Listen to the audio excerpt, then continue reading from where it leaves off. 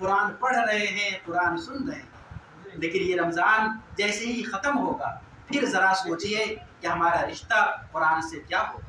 کتنے لوگ بچیں گے جو قرآن کو اسی طرح پڑھیں گے جس طرح رمضان میں پڑھتے ہیں؟ سوچئے اور اندازہ کیجئے، ہمیں اندازہ ہو جائے گا کہ ہماری پوزیشن کیا ہے۔ تو قرآن کا جو پہلا حق ہے پڑھنا، اس بارے میں ہم کتنے کمزور ہیں، ہماری کیا پوزیشن ہے، اس میں مزید بتانے کی ضرورت نہیں۔ قرآن کا دوسرا حق جس کے ذریعے سے ترقی و تنزلی وابستہ ہے وہ ہے قرآن پہ عمل۔ قرآن پہ عمل کرنا۔ پورا قرآن کریم ایک گائیڈ بک ہے، ایک رہنمائی ہے، کتاب ہدایت ہے۔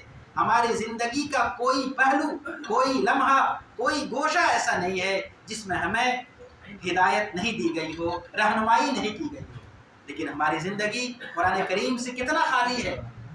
عبادات کا مزاج الحمدللہ ہے، لیکن عبادات کے علاوہ آگے بڑھیے، معاملات کا مسئلہ، نکاح و طلاق کا مسئلہ، میراث کی تقسیم کا مسئلہ، حقوق کی ادائیگی کا مسئلہ، گھروں میں والدین بوڑھے ہیں، ہمارا ان کے ساتھ کیا معاملہ ہے، ہمارے پڑوس میں لوگ رہتے ہیں ان کے ساتھ ہمارا کیا رشتہ ہے، ہمارے پڑوس میں غیر مسلم بھائی رہتے ہیں ان کے ساتھ ہمارا کیا رشتہ ہے، خاندانوں کے مسائل، آپسی مسائل، آپسی مسلمانوں کے مسائل، چھوٹی چھوٹی باتوں کے لیے مسلمانوں کے درمیان جو اختلافات ہیں، اور اختلافات تو معمولی بات ہے، جو مقدمات ہو رہے ہیں، لوگ پہنچ رہے ہیں کچہریوں تک اپنے معاملات کو لے کے، اس نے یوں غصب کر لیا، اس نے یوں مار لیا، اس نے یوں ظلم کر دیا۔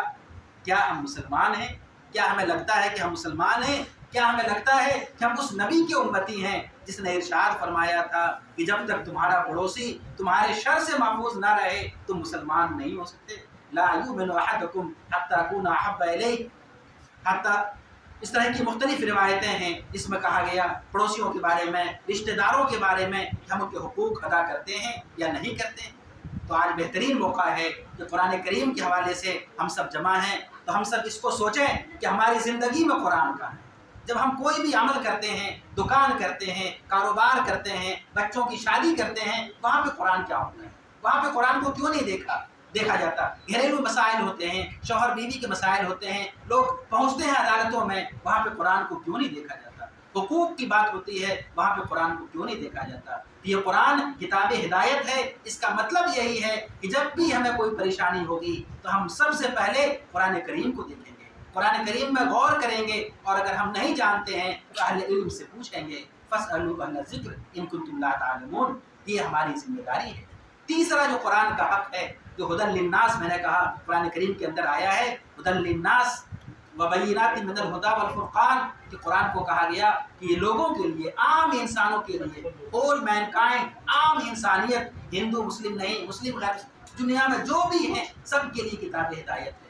تو سب کے لیے کتاب ہدایت کب ہوگی؟ جب ہم اس کا پیغام دوسروں تک پہنچائیں گے، جب ہم لوگوں کو بتائیں گے، اپنے پڑوس میں رہنے والوں کو بتائیں گے، اس پوری ملک میں اور پوری دنیا میں رہنے والے لوگوں کو بتائیں گے کہ اس قرآن میں کیا کہا گیا، اس قرآن میں جو زندگی گزارنے کا طریقہ ہے، وے آف لائف ہے، سسٹم آف لائف ہے، وہ کیا ہے۔ اگر ہم دنیا کے سامنے رکھیں گے تب جا کے ہم اس پیغام کو پہنچانے والے ہوں گے۔ تو ہماری یہ بھی ذمہ داری ہے کہ قرآن کریم کو ہم دوسروں تک پہنچائیں، خود عمل کریں اور دوسروں تک پہنچائیں۔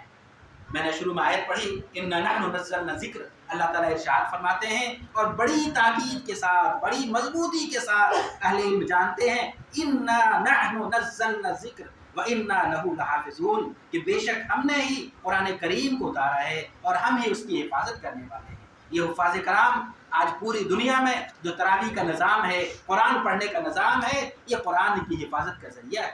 یہ حفاظ کا کمال نہیں ہے، اللہ تعالیٰ کا فضل ہے کہ اللہ تعالیٰ نے ان حفاظ کو قبول کیا ہے کہ وہ قرآن کی حفاظت کا ذریعہ بنے۔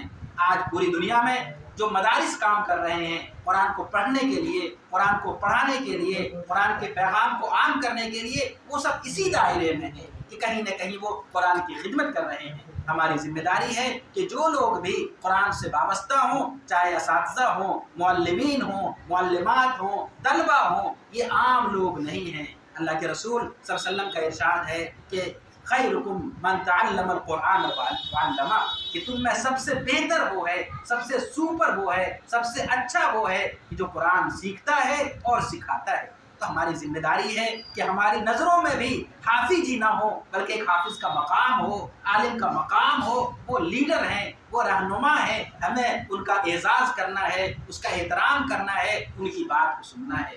یہ حفاظ کرام صرف اس لیے نہیں ہے کہ شب برات کے موقع پہ ختم قرآن کر لیا جائے، وہ صرف اس لیے نہیں ہے کہ کسی گھر میں کسی کا انتقال ہو تو کچھ حافظ جی کو بلا کے قرآن ختم کر لیں اور ان سے ایصال ثواب کروا لیں، بلکہ یہ اس لیے ہیں کہ ملت کے رہنما ہیں، دین کے رہبر ہیں، ہمیں ان سے دین سیکھنا ہے، ہمیں ان کو بھی مضبوط کرنا ہے، اور جو دین کے ادارے ہیں، جو دین کی خدمت کے لیے کام کر رہے ہیں، الحمدللہ پورے ملک میں مدارس کا نظام ہے، مکاتب کا نظام ہے، خانقاہوں کا نظام ہے، بڑی بڑی مساجد ہیں، ان سب جگہوں پہ دین کا کام ہوتا ہے۔ ہماری ذمہ داری یہ ہے کہ اس کام میں ہماری شرکت ہو، ہم اس کام کو مضبوط کریں، ہم اس کاج کا حصہ بنیں۔ یہ کوئی الگ نہیں ہے، یہ ملت کا کام کر رہے ہیں، یہ ہمارا کام کر رہے ہیں، ایک فرض کفایہ ادا کر رہے ہیں، تو ہماری بھی اس میں شرکت ہونی چاہیے۔ ایک اور اہم بات، آج کا جو دور ہے اس میں شرک کی بڑی کثرت ہو گئی ہے، لوگوں کو شرک کرنے پہ مجبور کیا جا رہا ہے، خاص طور پہ تعلیمی ادارے جہاں پہ شرک کرائے جا رہے ہیں، اور ہم بھولے والے مسلمان نہیں جانتے کہ ہمارے بچوں کے ساتھ کیا ہو رہا ہے، چاہے وہ سوریہ نمسکار ہو، چاہے کوئی اور شکل ہو، چاہے کوئی اور شکل ہو، مختلف انداز ہے، مختلف شکلیں ہیں جہاں پہ ہمارے بچوں کے ایمان اور عقیدے کو بگاڑا جا رہا ہے۔ قرآن کریم کے اندر حضرت یعقوب علیہ السلام کا واقعہ نقل کیا گیا جو خود